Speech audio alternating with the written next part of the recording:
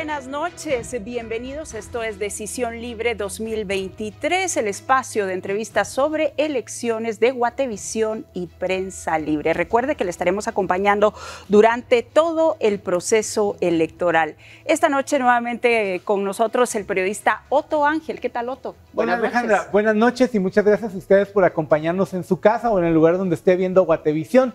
Seguimos hablando de política, la política regresa a ser un punto importante en la discusión pública nacional. Y bueno, esta noche vamos a hablar de algo que sigue moviendo las aguas, el caso en el que el Ministerio Público ha presentado una denuncia o ha pedido, mejor dicho, que se retire el derecho de inmunidad que tiene Edmond Mulet, candidato del partido Cabal, y para eso vamos a tener una primera parte de una discusión pues bastante interesante, espero yo, y luego vamos a hablar también de un tema que puede impactar la política y la vida de los guatemaltecos, particularmente en muchas dinámicas del país en los próximos años. Así es, hay que recordar, Otto, que ayer por la noche en este mismo espacio estuvo con nosotros el candidato Edmond Mulet, y esta noche pues les cuento que se encuentra con nosotros el jefe de la Fiscalía contra la Impunidad, FESI, Rafael Curruchiche, a quien le damos la bienvenida. Buenas noches, fiscal. Bueno, muchas gracias, muy buenas noches. Muchas gracias por la oportunidad, porque me va a permitir hacer algunas aclaraciones y algunas consideraciones que erróneamente se han planteado sobre en sí la acción que nosotros hemos emprendido en contra del candidato a presidente del partido político Cabal, el ciudadano Edmond Mulet. Muchas gracias por la oportunidad. Empecemos por la acción del día de hoy, fiscal. Ustedes entregaron un oficio al Tribunal Supremo Electoral. ¿Cuál es el contenido del mismo? Bueno, el día de hoy yo me hice presente a poner de conocimiento de los honorables magistrados del Tribunal Supremo Electoral.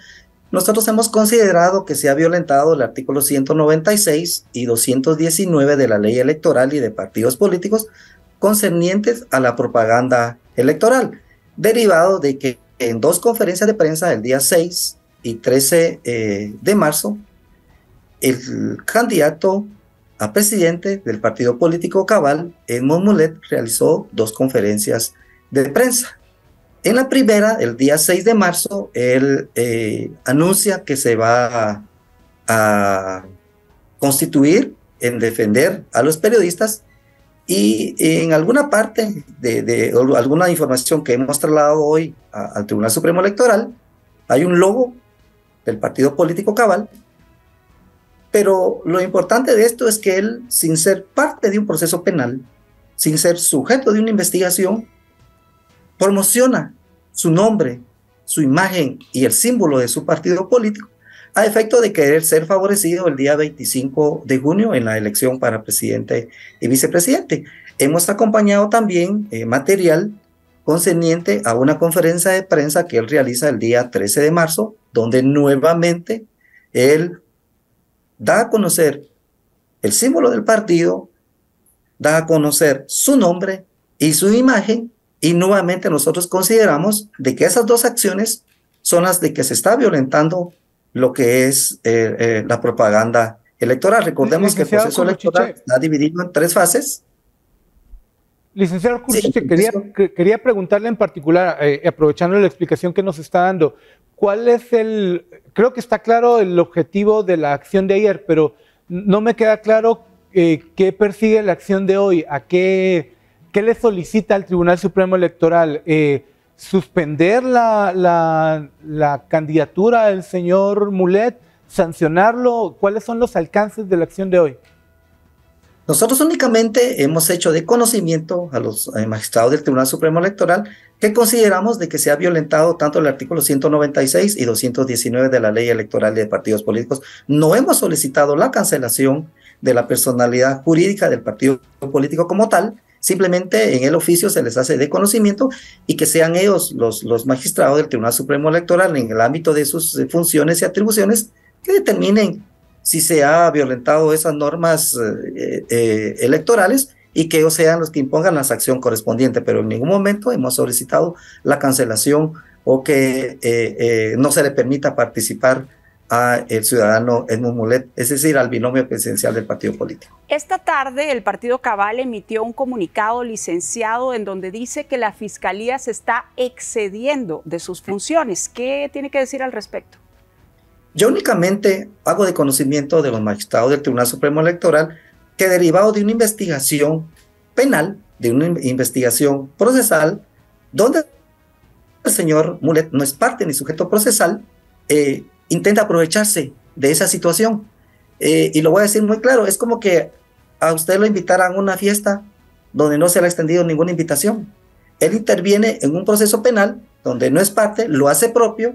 Todos sabemos que él ya fue inscrito como candidato a presidente, entonces él lo hace con el propósito de levantar su imagen, posicionar a su partido ante los electores, y eso es lo que nosotros hemos señalado el día de hoy. Licenciado Curruchiche, perdón. Las atribuciones. Perdón, usando la analogía que usted utiliza de la fiesta, que nadie invitó al señor Mulet, que es la lógica que usted está planteando. A ver, pero esta fiesta es pública, es un proceso judicial que si bien lo que es privado o lo que está bajo reserva no se puede revelar, el conocimiento de un proceso judicial es algo que está en el ambiente y que pues no solo un político, sino cualquier otro ciudadano tendría derecho a expresarse. Sí, aquí quiero aclarar este punto porque el día de hoy algunos medios de comunicación escritos pegan el grito al cielo, lo voy a decir de suma claridad, indicando de que se está limitando la libre emisión del pensamiento, que ya no se pueden emitir comentarios, no.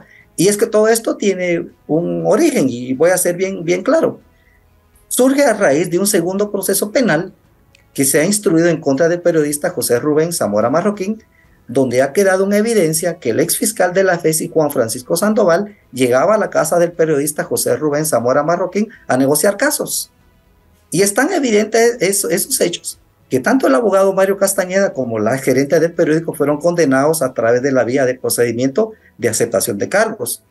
Pero el día 28 de febrero, cuando la fiscal Cintia Monterroso argumenta sobre la necesidad de que varios periodistas se les inicie una investigación, el juez accede a esa solicitud del Ministerio Público.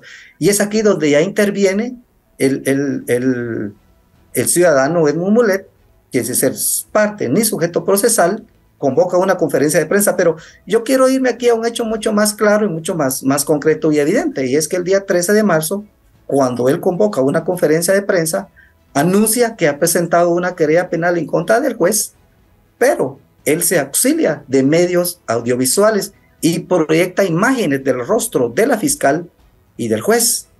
Y esa acción propiamente es la que nosotros hemos considerado de que se genera odio en contra de la fiscal y en contra del juez. Esa acción nosotros hemos considerado que se obstruye la investigación porque se manipula la información, se da a conocer una realidad distinta de los hechos y no se escuchan los audios sobre la argumentación que hace la fiscal. Es decir, que se expone en su integridad física y en el honor tanto a la fiscal, al juez y a los sujetos procesales. Y esto claramente está establecido en el artículo 9 de la ley contra la delincuencia organizada y que, bueno, de todos es sabido que esa ley en su momento fue impulsada por la CICIG, pero nadie dijo nada y hasta ahora que nosotros estamos solicitando que se aplique esa ley es donde ya ciertas personas y ciertos grupos pues han manifestado su malestar. A mí me gustaría mucho que algunos eminentes exconstitucionalistas que en su momento integraron la Asamblea Nacional Constituyente pues hicieran un análisis tanto del artículo 35 de la Constitución Política de la República de Guatemala como el artículo 9 de la Ley contra la Delincuencia Organizada y vamos a aterrizar en el sentido de que esos hechos si son sujetos de investigación y es lo que nosotros estamos haciendo en esta solicitud. Pero lo que hay en análisis o que lo que usted invitaba a que hubiese análisis sobre el artículo 35, licenciado Curruchiche, y que en algunos lados han comenzado ya a existir algunos, el planteamiento de exhibir a un juez o citar a un juez o hablar de un juez o de un operador de justicia, pues es gente que está en la palestra. Una crítica hacia un funcionario, venga de quien venga, y no quiero defender al señor Mulet, sino esto más bien tiene que ver con un asunto de principios, de libertad de expresión. Si alguien hace una crítica sobre su labor o de la fiscal Monterroso o la del juez, pues está en su derecho, siempre y cuando no ataque, supongo yo, la privacidad del proceso. Tal vez ahí, Otto, y voy a puntualizar, fiscal, ¿cómo una opinión puede obstruir a la justicia? No es opinión, quiero ser muy claro, no es una opinión que puede decir cualquier persona. Acá la libertad de expresión se ha respetado, tan es así, fíjense ustedes, que el señor José Rubén Zamora Marroquín, estando privado de su libertad, pero continúa haciendo publicaciones en su medio de comunicación, sobre todo el día 6 de marzo, donde en 5 páginas él ataca a la fiscal e incluso me ataca a mí, pero eso realmente la crítica lo puede hacer cualquiera, pero en el caso del señor Mulet, que intenta abstraer un proceso penal y se auxilia de medios audiovisuales y él mismo se refiere a la fiscal Cintia Monterroso denigrándola como mujer, como persona, como fiscal. Es esa exposición que se hace tanto del juez como de la fiscal es lo que nosotros vemos que se ha cometido un posible ilícito penal. Pero ahora bien, fiscal, no es la primera vez que una persona se pronuncia en contra de un juez. ¿Qué le dice a las personas que han opinado que la fiscalía tiene algo en contra del señor Mulet? Y yo no le podría decir mayor cosa, porque en este país todos pueden opinar y decir lo que quieran, pero el hecho en concreto de que el señor Mulet se apropie de un proceso penal que no es parte y a través de un proceso penal ataque al juez, a la fiscal, que anuncia la presentación de una querella penal en contra del juez, son esas situaciones las que nosotros consideramos que sí se ha cometido algún ilícito penal. Cualquier persona puede opinar lo que quiera, todos como funcionarios públicos estamos expuestos a cualquier situación que se nos quiera indicar. Yo personalmente he sido atacado, pero realmente eso a mí no me interesa y no, tampoco me voy a pronunciar al respecto, pero sí quiero dejar bien claro de que no es porque nosotros estemos limitando el artículo 28 de la Constitución Política de la República a hacer el derecho de petición y tampoco que estemos criminalizando a las personas por opinar sobre un caso en particular. Lo pueden hacer, pero la actitud del señor Mulet como candidato a presidente y exponer en su integridad física a la fiscal y al juez, son esos los hechos que claramente están establecidos en el artículo 9 de la ley contra la delincuencia organizada. Y a mí me gustaría que todos los televidentes en un momento dado pudieran leer y analizar este artículo y se van a dar cuenta. Lo que pasa es que nadie lo había aplicado y hasta ahora que nosotros lo estamos haciendo en este caso, porque hay más casos que van a venir y lo vamos a aplicar. Nosotros, o sea, están por mandato viendo, legal y constitucional. Perdón, licenciado Curruchiche, sí están viendo que hay otras personas que han salido a la palestra pública a hacer críticas, observaciones o como lo estima la Fiscalía, algo que encuadra en el caso de acoso que van a seguir saliendo en estos días, y estamos hablando que también estarían incluidos políticos, periodistas. ¿Cómo lo estima usted? Es que el único político que se ha manifestado al respecto es el señor Mulet. Si usted se da cuenta, nadie ha hecho mayor comentario, mayor situación, que lo pueden hacer, pero que ya convocar una conferencia de prensa y exponer mediáticamente a las personas en su integridad física, esa es la situación. Y nosotros desde el 28 de julio y con el presidente, perdón, con el presidente, no creo que haya otro político que se quiera animar a salir a dar un posicionamiento que consideran de carácter político, no con político, lo que está haciendo la FESI, o con lo que ha presentado la FESI, quiero decir. Es que solo estamos aplicando la ley, lo que aprobaron en su momento, una ley que en su momento fue avalada por la Embajada de Estados Unidos y apoyada por la CICIG. Y es más, yo quisiera traer acá un tema de un net center. Rolando Pérez fue condenado a 12 años de prisión. Él atacó a periodistas, atacó a un exmandatario de CICIG, se le condenó a 12 años, y en su momento hasta el propio comisionado de CICIG, Iván Velázquez, el propio exfiscal de sección de FESI de ese tiempo, lo apoyó, y diversos grupos de la sociedad civil lo respaldaron. Y ahora, ¿qué es lo que nosotros estamos haciendo ahora contrario a lo que en su momento se aplaudió? Lo que pasa, y lo voy a decir muy claro, y lo digo con mucho respeto, todos sabemos que la CICIG y la FESI en su momento tenía hasta sus propios medios de comunicación, sus propios periodistas, que se prestaban a esos grandes shows y escándalos mediáticos, donde sí había una verdadera criminalización en contra de las personas, en contra de los jueces, en contra de los fiscales. Pero yo ahora no quisiera profundizar más en ese tema. Pero fiscal, en ese sentido, la FESI está investigando también a otro tipo de cuentas de redes sociales o net center, como usted lo ha mencionado, que continúan haciendo ese tipo de prácticas en este momento. No tenemos ahorita en este momento investigación.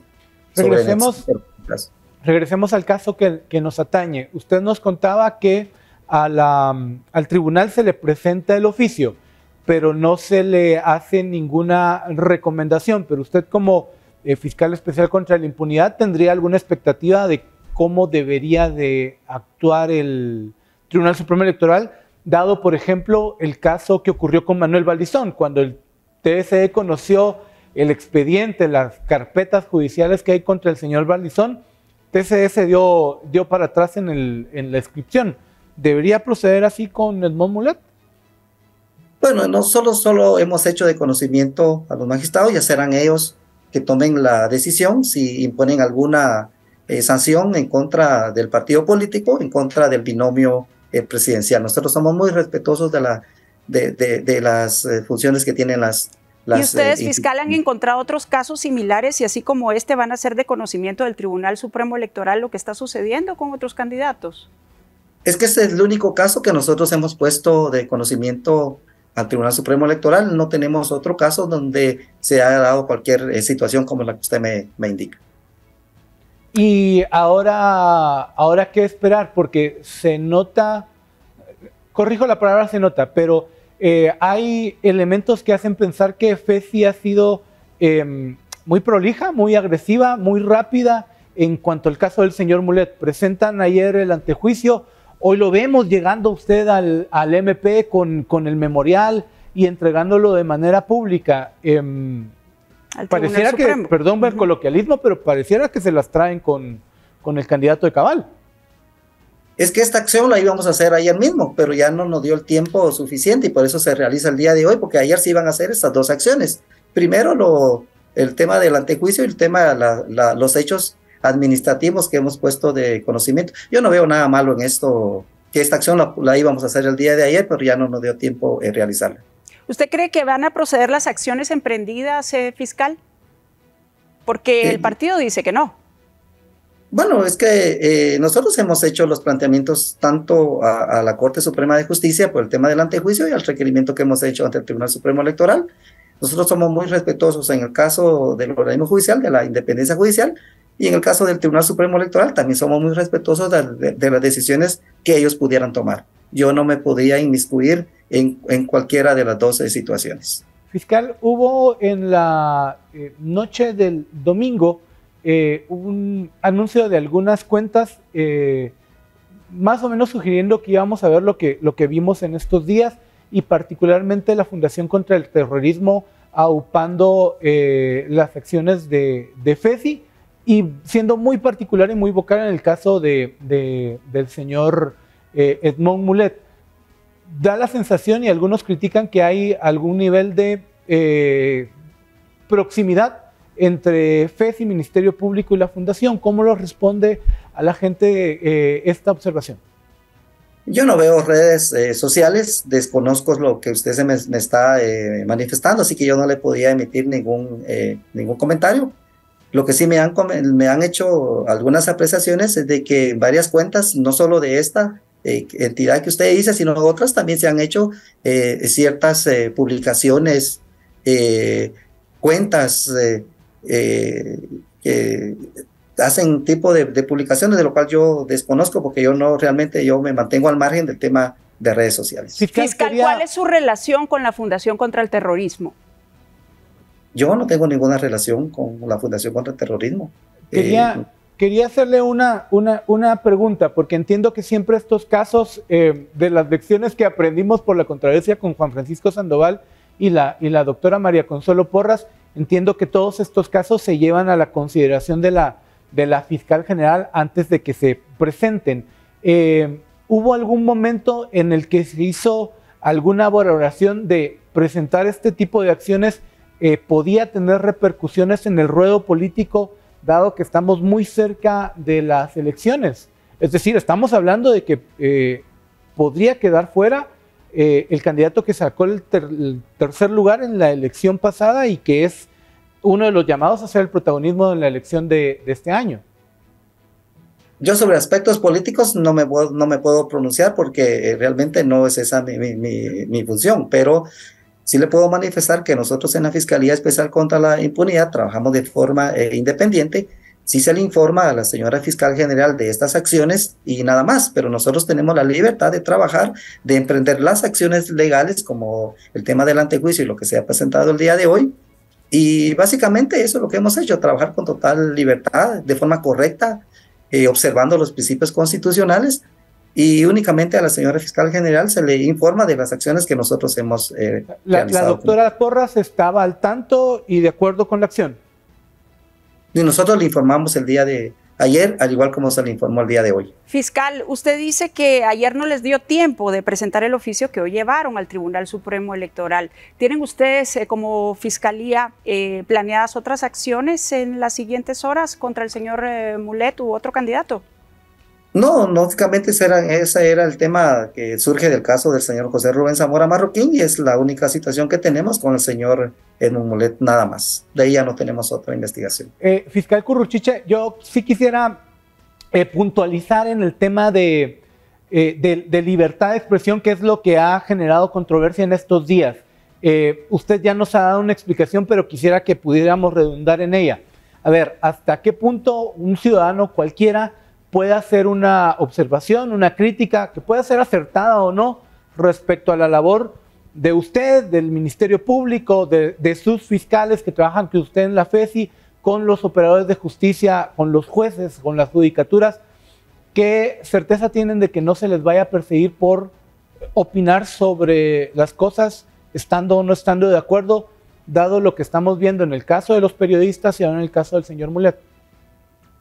Es que la libertad de expresión no es solo de los periodistas, es de todos los guatemaltecos. Por eso me preocupa mucho, porque los ciudadanos se pueden expresar también, sí, y enfrentar una acción como esta. Sí, y está garantizada, yo me entero. Pero ¿cómo garantiza la Fiscalía que esta no es una acción en contra de la libertad de expresión, fiscal? No, es que en el caso del ciudadano Edmundo Mulet, claramente él interfiere en una investigación, en un proceso penal, donde no es parte. Él viene y hace propio un proceso penal con el fin, y lo voy a decir muy claro, de quedar bien con el gremio periodístico, de proyectar su nombre y su imagen en un proceso electoral que viene, nada más. Pero son esas acciones que nosotros hemos logrado establecer, pero cualquier persona puede decir lo que quiera. A mí se me ha denigrado, se me ha insultado por lo que me han comentado en el tema de redes sociales, y cualquier persona puede decir lo que quiera, y lo puedo asegurar con total libertad.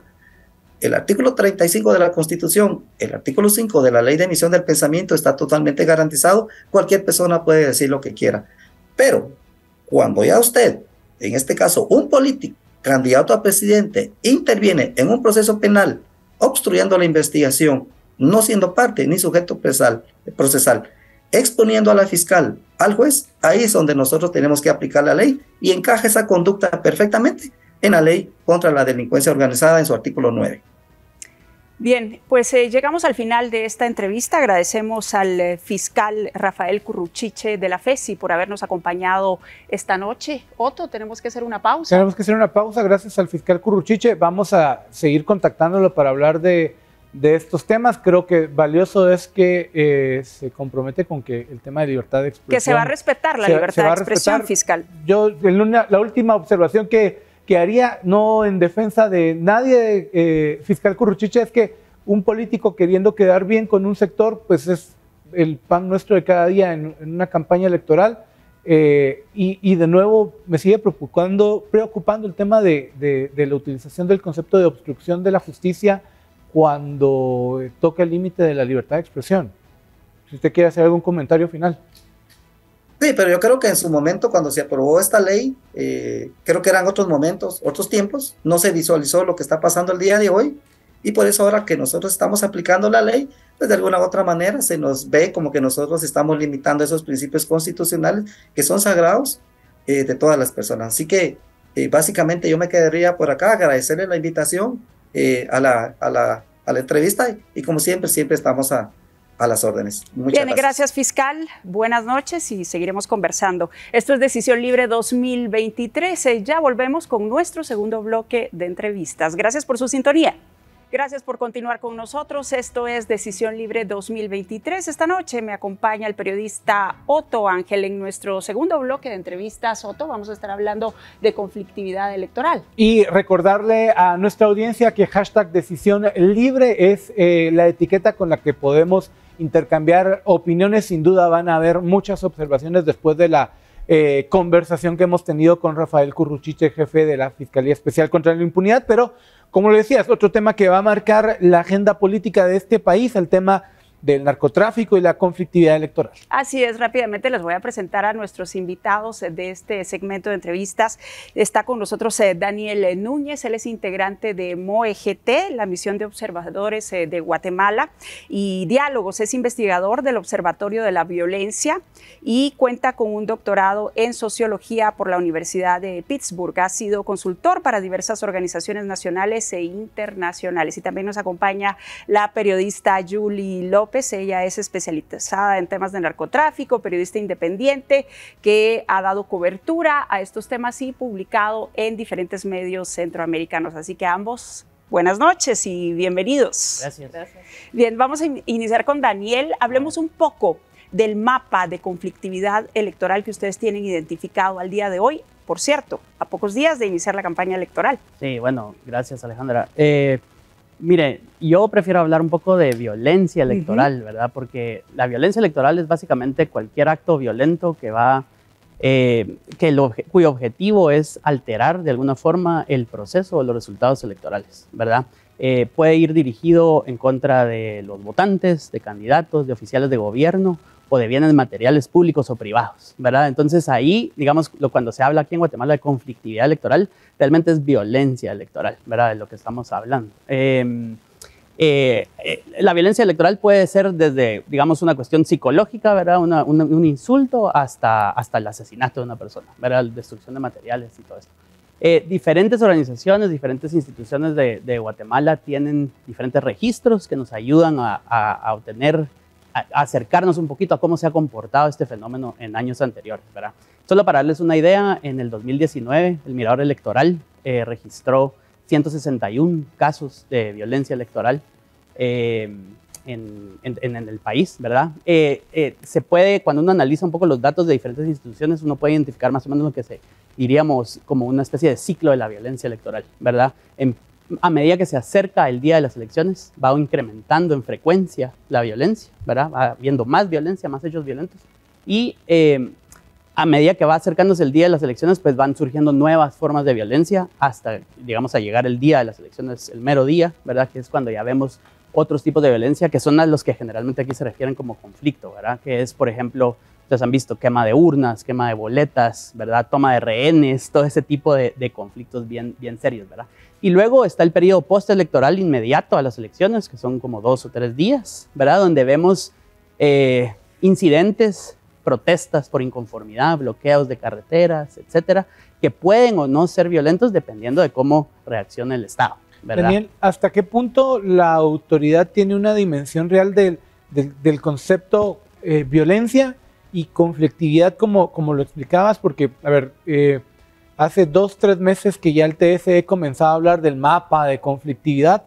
En Noticiero Guatevisión decidimos hacer un recorrido por esos primeros 8 municipios que se identificaban como los más conflictivos en el país, pero esa conflictividad parecía ser que el día de la elección alguien amenazó con robarse una urna y se peleó con en algunos casos, otros fueron mucho más duros, pues, pero no se antojaba en términos de violencia tal y como la conocemos. Sí. ¿Tiene la autoridad claro de qué estamos hablando? No, lo que pasa es de que diferentes organizaciones pues tienen diferentes registros, dependiendo de la naturaleza de la organización, ¿verdad? Por ejemplo, la PDH pues lleva registros de incidentes en los que ellos intervienen porque de alguna forma están tratando de garantizar el ejercicio de los derechos políticos, civiles y humanos de las personas, ¿verdad? Entonces, de ahí nosotros podemos rescatar ciertos incidentes que podríamos clasificar como conflictividad o violencia electoral, ¿verdad? El Ministerio Público también, ¿verdad? Tiene los delitos electorales, ¿verdad? Ellos tienen un delito que se llama específicamente turbación del acto eleccionario, ¿verdad? Que, por ejemplo, en el 2019 Solo en junio, el día de las elecciones, hubo 104 denuncias de 108 que hubo en total en todo el año, en todo el 2019, ¿verdad? Entonces, solo para darles una idea, ¿verdad? El mirador electoral en 2019, ¿verdad? El 60% de los casos, o sea, más del 50% de los casos, se ubicaron en Alta Verapaz, Suchitepeques, Petén, Sololá, San Marcos y Quiché. Las denuncias del MP en el 2019 se ubicaron en Santa Rosa, El Progreso, Baja Verapaz, Guatemala, San Marcos y Quiché, ¿verdad? Más del 50%. Y las de la PDH, ¿verdad? Más del 50% se ubicaron en El Progreso, Huehuetenango, Baja Verapaz, Retaluleu, Alta Verapaz, Quiché, Escuintla y Guatemala. O sea, se repiten algunos, ¿verdad? Alta Verapaz, San Marcos, Quiché, Baja Verapaz, Guatemala y El Progreso, pero realmente cada institución tiene sus propias lógicas, sus propias formas de definir y registrar los incidentes que están registrando dependiendo de su naturaleza, ¿verdad? Nosotros en Diálogos pues estamos haciendo ahorita, vamos a estar encargados de hacer el monitoreo de la violencia electoral y la conflictividad electoral y pues estamos tratando de hacer algo mucho más claro conceptualmente para tener un registro, digamos, bueno para estas elecciones y para las próximas, ¿verdad? Ahora yo quiero preguntarle a Yuli López, en el tema de narcotráfico y crimen organizado, ¿cómo converge con el tema de violencia electoral y conflictividad en todo caso? Bueno, primero con el tema de las elecciones. Hay algo que, bueno, se dice, se aplica a México, pero que perfectamente se puede aplicar a Guatemala. Y se menciona, por ejemplo, en el caso de México, que la época electoral es clave para el contacto que hacen las organizaciones de narcotráfico con los políticos, porque es donde establecen una primera relación para poder traficar, digamos, con luz verde en algunas rutas durante la administración de quien sea que gane las elecciones. Ahora con el tema de la violencia, eso digamos, surge, esa violencia que estuviera directamente relacionada con el narcotráfico, digamos que estaría surgiendo en lugares donde hay conflictos, o sea, donde hay conflictos entre grupos de narcotraficantes que estén disputándose los mismos candidatos o entre autoridades y narcotraficantes. Y este tipo de violencia puede estar o no relacionada con el tema de las elecciones, eso habría que ver caso por caso. Pero por lo general, en tema de narcotráfico hay conflicto cuando hay ausencia de acuerdos. Y esos acuerdos, por supuesto, también pueden estar relacionados con... Y en el caso de Guatemala, como estamos hoy día, ¿cómo ha observado el tema del narcotráfico y su relación con los partidos políticos y la conflictividad? Pues ciertamente vemos desde las elecciones pasadas y antepasadas algo que podríamos llamar un movimiento de la periferia al centro, ¿no? O sea, mientras que hace años se habían casos solo digamos, vinculación. Un concejal, un alcalde. Exacto. Ahora estamos hablando de ligas mayores, ¿no? Sí, exacto. Digamos, ya vemos vínculos con diputados, con personas en el Ejecutivo. O sea, menciono el caso de, por ejemplo, de Roxana Valdetti y de Mauricio López Bonilla, la acusación de Estados Unidos. Entonces ya vemos que hay un acercamiento más a entidades de gobierno que son más, digamos, más importantes en la determinación de lo que puede hacer un gobierno en el tema del combate al narcotráfico y cómo puede influir que ese combate pues vaya minando, ¿no? Ahora, Daniel, cuando ustedes están en el campo y están haciendo la evaluación, la observación, ¿es difícil detectar esto o está a la vista? Porque ante la opinión pública podría estarlo, ¿no? Sí, bueno, nosotros en realidad no hemos hecho esto antes, ¿verdad? Esta es la primera vez que formamos parte de la misión electoral y de misión de observación electoral y básicamente vamos a trabajar a través de una red de observadores, ¿verdad? Van a ser que están ubicados en las cabeceras departamentales y además vamos a, digamos, ellos van a visitar diferentes eventos, ¿verdad? De partidos políticos y van a observar, ¿verdad? También van a estar monitoreando medios locales, ¿verdad? Y nosotros desde acá también vamos a estar monitoreando, pues haciendo un análisis de medios, recibiendo también fuentes oficiales, Ministerio Público, Procuraduría de Derechos Humanos, ¿verdad? Y vamos a hacer un monitoreo de Twitter, porque, digamos, antes de esto hicimos varias entrevistas con personas que han sido candidatas en partidos políticos en años anteriores para conocer un poco sus experiencias de violencia, ¿verdad? Como candidatas, ¿verdad? Y un tema recurrente fue el tema de las redes sociales, ¿verdad?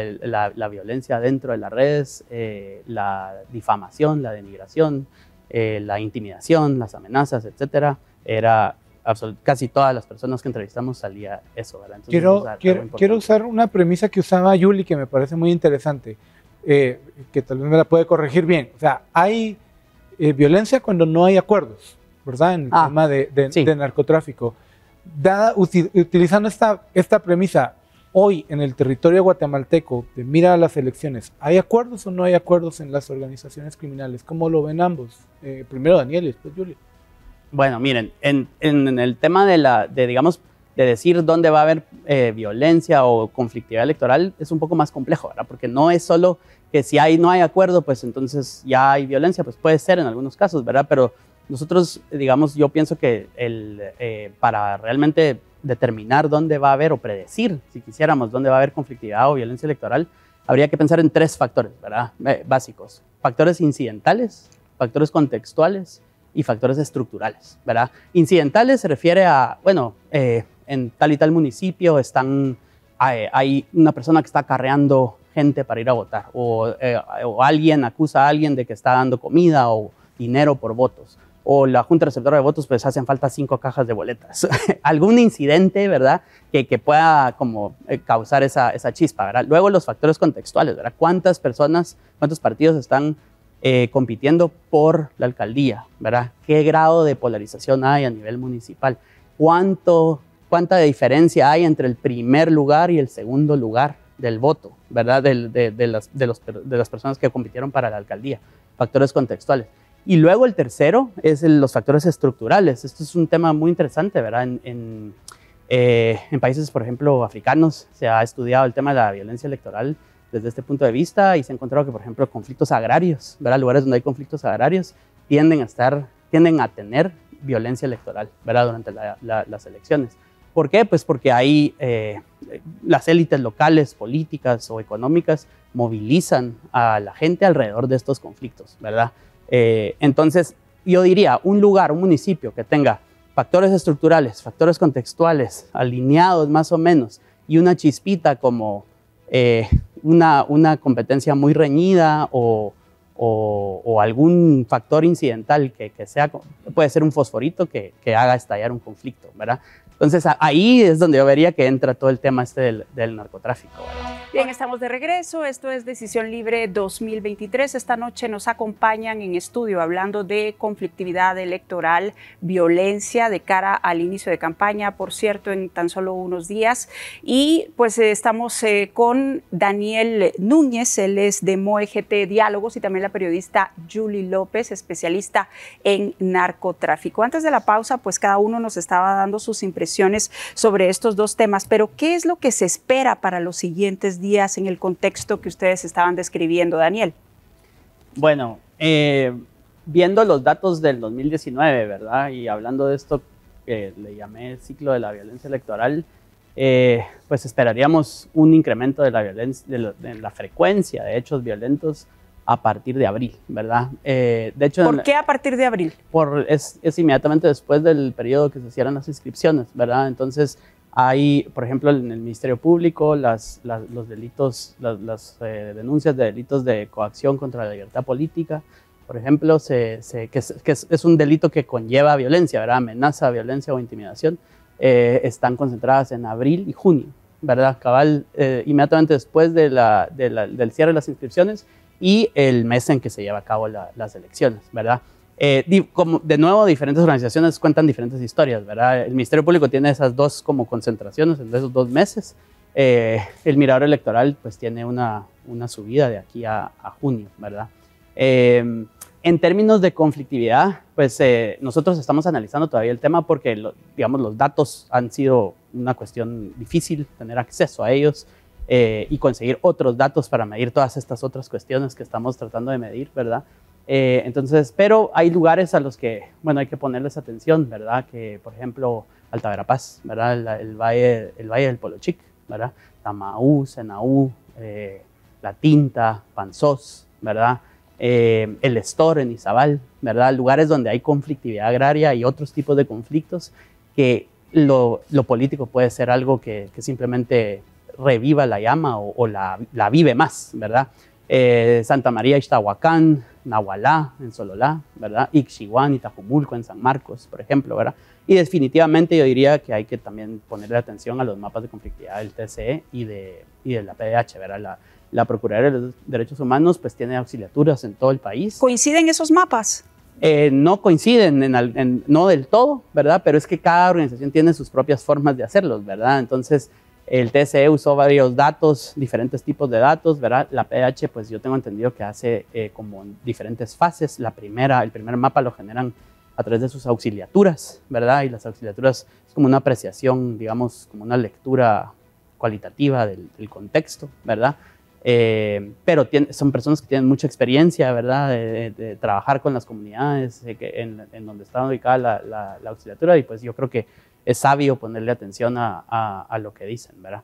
Para ahora decirles así, exactamente en estos 18 municipios, ¿verdad? Hay tantos factores que a veces la autoridad pretende venderlo de esa forma. Pero bueno, no sé si es como que pretende venderlo, sino que es como la aspiración, ¿verdad? Realmente, si tuviéramos datos de buena calidad, yo creo que se podría establecer como con algún grado de probabilidad, ¿verdad?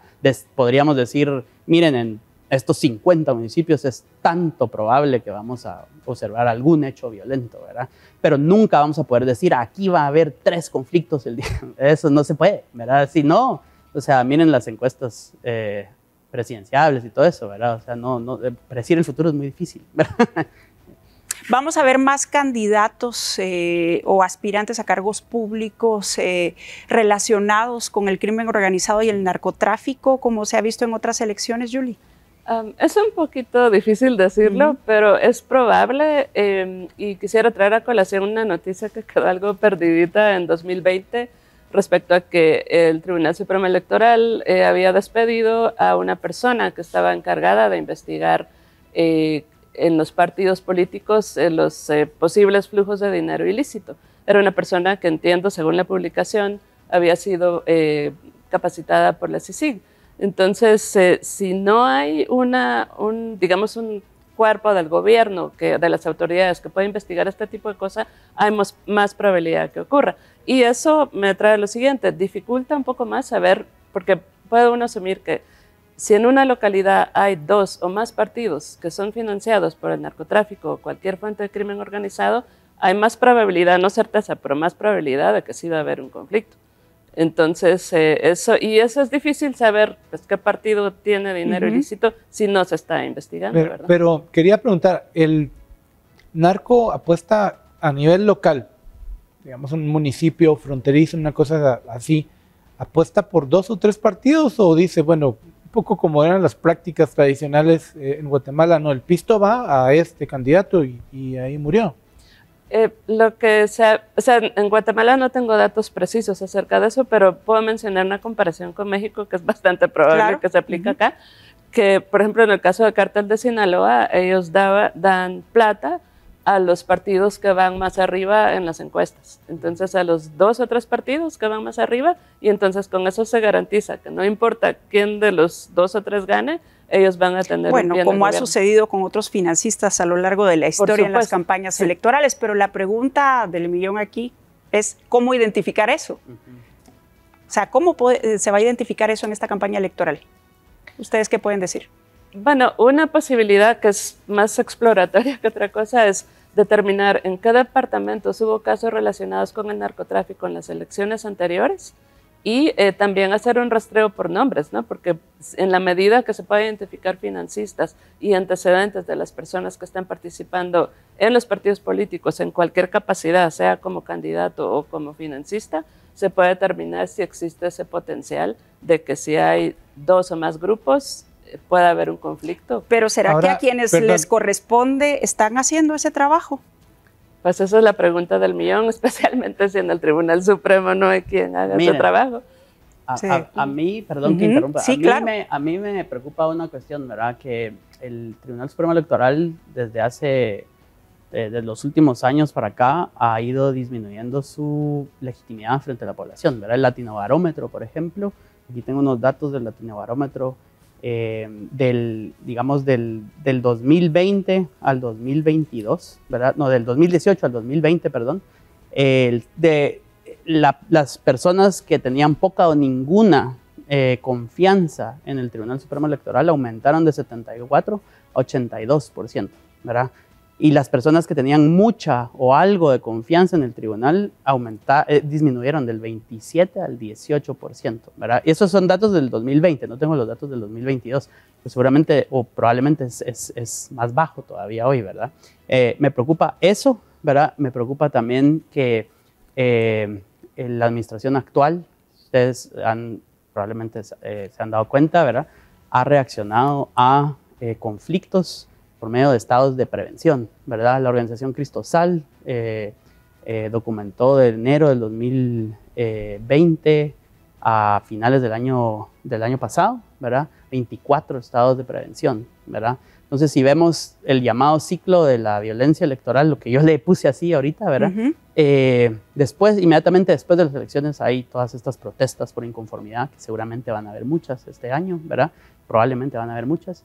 Y entonces aquí la respuesta del Estado va a ser muy importante, ¿verdad? O sea, si responde con estados de sitio, con estados de prevención, con violencia, ¿verdad? Eso es un escenario... Va a generar más violencia. Exactamente, ¿verdad? Es un escenario. Entonces hay que digamos, enfatizar mucho, ¿verdad? La mediación, el diálogo, la prevención, ¿verdad? Campañas de información. Yo he encontrado aquí, por ejemplo, casos esporádicos, anecdóticos, pero de personas que, por ejemplo, no entienden bien la fórmula DONT, ¿verdad? O de Hunt, como le dicen algunos, ¿verdad? Que es esta fórmula que se usa para repartir los escaños dentro de las corporaciones municipales, que no es una fórmula sencilla de entender, no es una fórmula de sentido común y puede ser interpretada como un chanchullo, ¿verdad? Una marufia, ahí alguien movió algo, ¿verdad? Y no quedé donde tenía que quedar. Entonces son cositas, ¿verdad? Que se podrían, yo qué sé, como con campañas de información, ¿verdad? Para prevenir, ¿verdad? Yo quería preguntar respecto a esto que planteabas de cómo se está moviendo de la periferia hacia el poder muchas de las organizaciones o cómo está entrando el narcotráfico al país o a la política. Hace 2 elecciones vimos cómo la UCN llegó a su cúspide, creo yo, y después descubrimos todas estas revelaciones de Mario Estrada. Ya la UCN no existe. En la elección pasada, un grupo de comités cívicos en todo el suroccidente, bajo la etiqueta o marca de Crecer, presentaron candidatos en Ocos, en Tecunumán. Ahí estaba Eric Zúñiga, que luego fue extraditado hacia los Estados Unidos. Y que, bueno, murió el señor Zúñiga, va su hija ahora de candidata a alcaldesa en Tecunumán. El punto es, estas organizaciones parece que desaparecieron, pero las sustituyeron otras, se diluyeron el resto de partidos. ¿Y cómo las vamos a ver actuando de aquí a las elecciones en términos de violencia? Bueno, es difícil determinar cómo van a actuar, ¿no? Pero me remitiría a lo dicho anteriormente, ¿no? Que va a depender en la medida de que haya otros candidatos que también están participando con capacidad para generar violencia, si va a haber un conflicto o no. Y ciertamente van a estar migrando de una organización política a otra que les permita llegar al poder o tener acceso o los contactos necesarios con las autoridades locales para poder llevar a cabo las actividades de trasiego. Tenemos apenas minuto y medio para concluir el programa. Yo quisiera aprovechar este tiempo para que cada uno, desde su especialidad, nos diera las conclusiones y recomendaciones que hacen a las autoridades para este proceso electoral. Iniciamos con Yuli. Bueno, lo principal sería poder tratar de identificar en qué partidos hay fuentes de financiamiento ilícito, ¿no? No solo del narcotráfico, sino que de otras fuentes, porque en esa medida quizás se pueda prevenir de alguna manera, al menos la violencia generada por el tema del narcotráfico o de crimen organizado. Daniel. Bueno, yo pues repetir lo que dije antes, ¿verdad? Priorizar el diálogo, la mediación, la prevención, ¿verdad? También cuidar mucho la integridad del proceso, ¿verdad? Y bueno, digamos también a los medios de comunicación creo que es algo importante, ¿verdad? Cuidar mucho la narrativa, el balance. ¿Hace falta más difusión de contenidos de parte del Tribunal Supremo Electoral alrededor de eso? Pues sí, digo yo, ¿verdad? Pero me refiero también a, digamos, en época electoral cualquier cosa puede ser malinterpretada, y entonces me imagino que el trabajo de los medios de comunicación y de los periodistas es súper difícil, ¿verdad? Entonces, también pues de estar como estar conscientes de que no ver redes sociales, que tenemos, ¿verdad? Un papel bien importante también al cuidar la narrativa, ser balanceados, ¿verdad? Cuidar mucho con lo de la desinformación, ¿verdad? Que miren ahora con los net centers y todo esto, yo no tengo redes, ¿verdad? Y lo veo desde afuera y digo, wow, ¿verdad? Es espantoso. Entonces, eso sería básicamente mis conclusiones y recomendaciones. Bien, pues entonces de esta manera estamos terminando Decisión Libre 2023. Les recordamos que el próximo jueves estaremos de nuevo con ustedes. Quiero agradecer entonces a nuestros invitados de esta noche, Daniel Núñez de Diálogos Simoe GT, y también a Yuli López, periodista especializada en narcotráfico. Otto. Recuérdense que #Decisión Libre, ahí puede hacer todos los comentarios, observaciones sobre esta cobertura, y a partir de, esperamos el jueves, Alejandra, pero a partir del próximo lunes, que es 27, ¿verdad? Así es. 27 de marzo, iba a decir abril, ya quiero que sean las elecciones. 27 de marzo comenzamos con las entrevistas a los candidatos presidenciales, y Alejandra nos va a dar la sorpresa de cómo va a ser este cronograma. Esperamos sus comentarios. Así que gracias por su sintonía. Buenas noches, que descansen.